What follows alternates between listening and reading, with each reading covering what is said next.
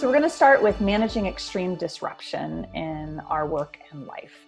This is about the emotional side of change. To be honest, it's what often gets ignored. There are lots of, if you Google it, navigating change with business, there are lots of models out there that talk about the business processes of change and how to think about that. There are fewer models out there that talk about how do you manage the emotional process of change. And yet, it's so important because emotions impact how we show up every day. They impact how open we are to change or not, how confident we are in making those agile shifts. So here we have a tool to help think about the emotional side of change, and it's called the U-curve. And Jen is our resident expert on the U-curve, so have her walk you through it. Thanks, Allison. So as Allison mentioned, there are lots of different frameworks, and this particular framework was developed by a man named William Bridges many decades ago. And it's really still one of my very favorites because we can deliver it very quickly and it provides incredible value and is quickly and easily applied.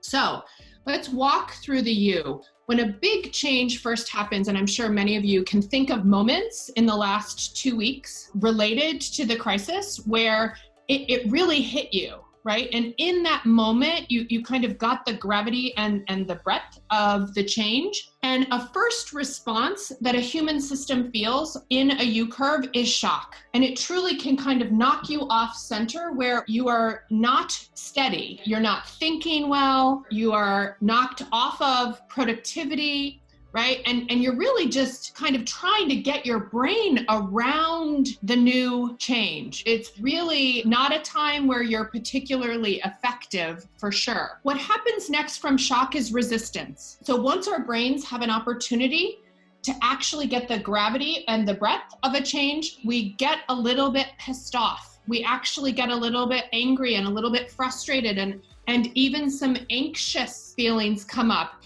And with that, there's usually some resistance or like, why me? Or is this, and you might even pop back into shock. Is this really happening? And I don't want this to happen. From resistance, a next pretty typical emotion that happens is some bargaining. Why me? Can I change this? Can I be an exception? Can we do this differently? And you may find yourself even grappling with some of these emotions, or certainly folks on your team doing some bargaining. A next typical and healthy response to change is acceptance. And you can see that you're kind of guided along this trajectory or arc of a healthy human response. And at the bottom of this curve is more of an acceptance. It's like, okay, this is really happening. I can't bargain my way out of it. I can't resist it. I got to deal with the reality of it. And so that acceptance place happens. In acceptance, just beware, there's also usually some kind of apathy or like lack of productivity because people are just kind of getting themselves situated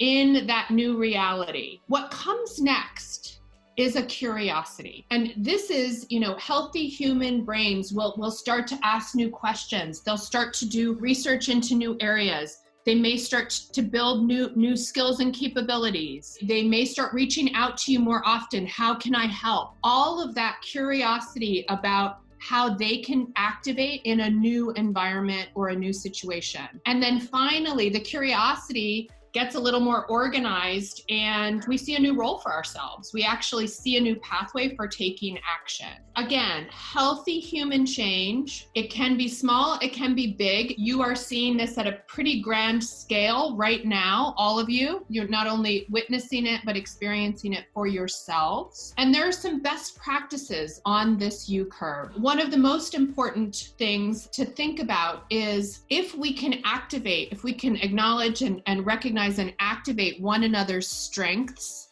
during times of big change, this naturally helps people move through this curve. Our goal as leaders for ourselves and our people, it's to bring people through the curve. The healthiest organizations are going to be helping their people move through this curve at the pace that's right for your organization. And there's no prescription, but you need to keep bringing people along. Critical masses or a tipping point of people moving through the curve is going to be important for your organization and your team. And activating their strengths is one of the most powerful ways to do that. Another incredibly important point on this model is the curve is not linear. It's not like we just go through it once and we're done.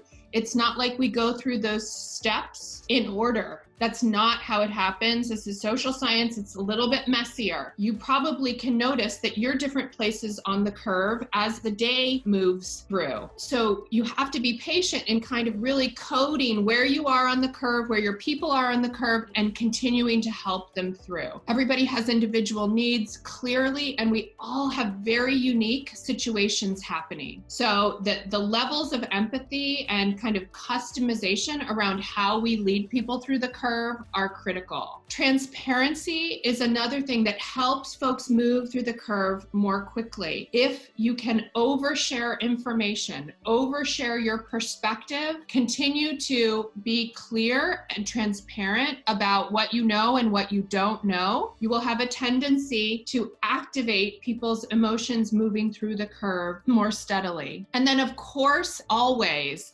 wherever you can give people choices as we're implementing changes.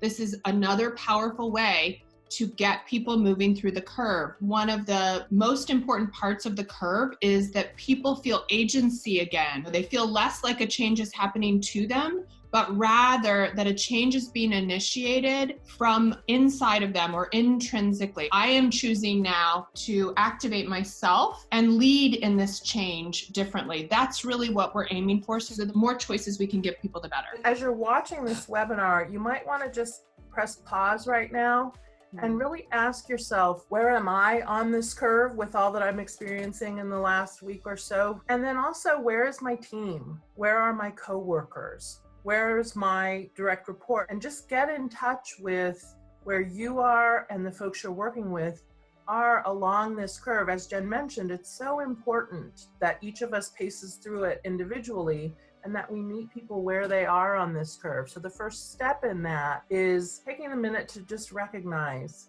what's happening to you and what's happening to the folks around you. I'll just give you a quick example. We had a team meeting right before this. I actually have been going back and forth between shock and acceptance. I'm not messing around with resistance and bargaining much myself right now, but like I go to shock and then I'm like, okay, this is the new reality. Allison brought her new background that she has in her video to our team meeting this morning, and it was so delightful. It made me laugh. I loved it. And I popped right up into curiosity and inspiration pretty quickly, like within 30 seconds. So we can be moving through this curve quite quickly from little micro interventions.